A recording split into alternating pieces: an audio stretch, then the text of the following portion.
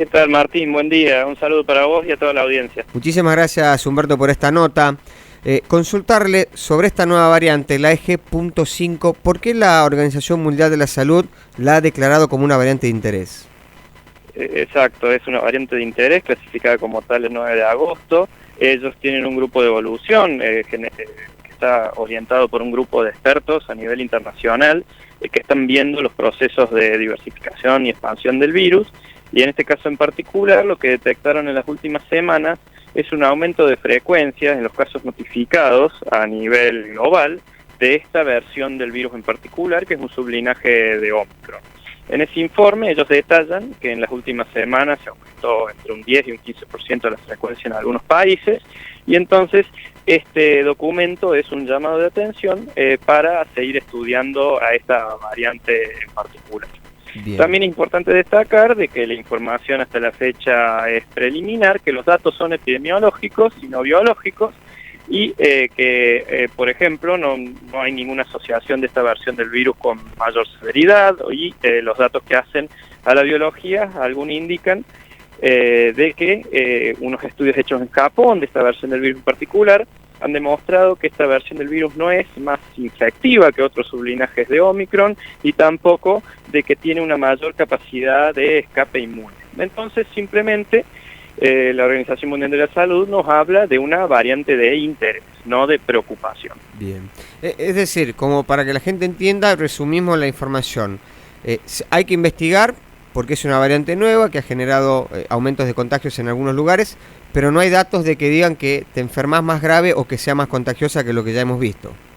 Sí, es un muy buen resumen de lo que ha sucedido. Simplemente es un llamado de cautela en el sentido de que aumentó la frecuencia en un espacio de tiempo muy corto y que hay que hacer un seguimiento de esta versión del virus. Pero si hacemos un cúmulo de toda la literatura asociada a los distintos sublinajes de Omicron que están circulando, no es un llamado de preocupación. No es que estamos en un momento bisagra con mucha tensión, etc. Y mucho menos a nivel regional o local, a donde estamos viendo un estancamiento de los casos de virosis respiratorias en nuestro país. En el último reporte epidemiológico del 13 de agosto pasado se vio una cantidad de casos análoga a la semana anterior, muy pocas hospitalizaciones, muy poca asociación de problemas a infecciones por COVID. Es decir que, y no estamos viendo ningún cambio de esa trayectoria, teniendo en cuenta de que ya se ha detectado en nuestro país, al menos anecdóticamente, esta versión del virus en julio. Bien. ¿Los síntomas no varían? ¿Son los mismos? Bueno, hay una descripción de los síntomas, pero hay que recordar que es muy importante destacar de que la sintomatología es una mezcla del virus con el huésped, es decir, con la persona. Y nosotros estamos en una etapa de la pandemia en que ya todos o la gran mayoría de la población mundial ha pasado por infecciones de COVID y que una gran porcentaje de la población que ha sido vacunada, y entonces en ese equilibrio entre esta versión del virus y una población vacunada y con infecciones previas, se suelen dar algunos síntomas que han descrito en los medios, como que no son síntomas severos y que son los más clásicos. Pero no es una particularidad biológica de esta versión del virus ni distintiva con otros sublinajes de Omicron. Claro. Humberto, a ver, las autoridades de salud, tanto a nivel nacional, pero sobre todo acá en la provincia de Tucumán, vienen advirtiendo semanas atrás, sobre todo, de algo que no pasaba quizás después de que se puso punto final a la pandemia, por lo menos decretado así por la Organización Mundial en mayo, que es la coexistencia de varios virus respiratorios. Hoy ¿por dónde pasa la preocupación? Bueno, creo que vamos a decirlo de forma relativa y entre comillas, pero que gracias a la pandemia han aumentado la vigilancia de virosis respiratorias, entonces se hace unos procesos de detección que son mucho más exhaustivos que los que sucedían antes de la pandemia, entonces tenemos como una visión un poco más real de lo que está sucediendo. Y entonces en esos casos se pueden haber detecciones múltiples, por ejemplo, distintos virus de influenza dando vuelta, rotavirus, distintos virus que podrían estar asociados a sintomatología respiratoria. En ese sentido, hay más detecciones. Esto no significa que estemos en un contexto de mayores infecciones, sino de mayor capacidad de detección, Y creo que siempre es importante destacar que estamos en un contexto con una excepcionalidad climática que hace que estemos pasando un invierno un poco distinto. Eso puede cambiar un poco las trayectorias virales y quizás una de las pocas buenas noticias de este aumento de la temperatura en esta etapa del año es que disminuyan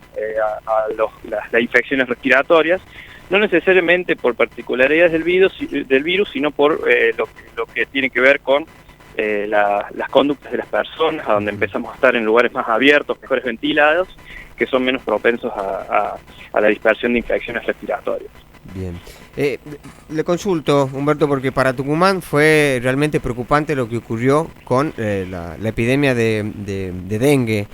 Tuvimos la peor epidemia en la historia y se hablaba de que podríamos pasar del otoño al verano casi sin escalas, ¿no? Lo cual generaba preocupación sobre todo en la gente. ¿Cuáles son las expectativas de esa patología, pensando por supuesto en la llegada de la vacuna que se ha diseñado, la aprobación por supuesto, y pensando en lo que puede pasar en el verano del año que viene?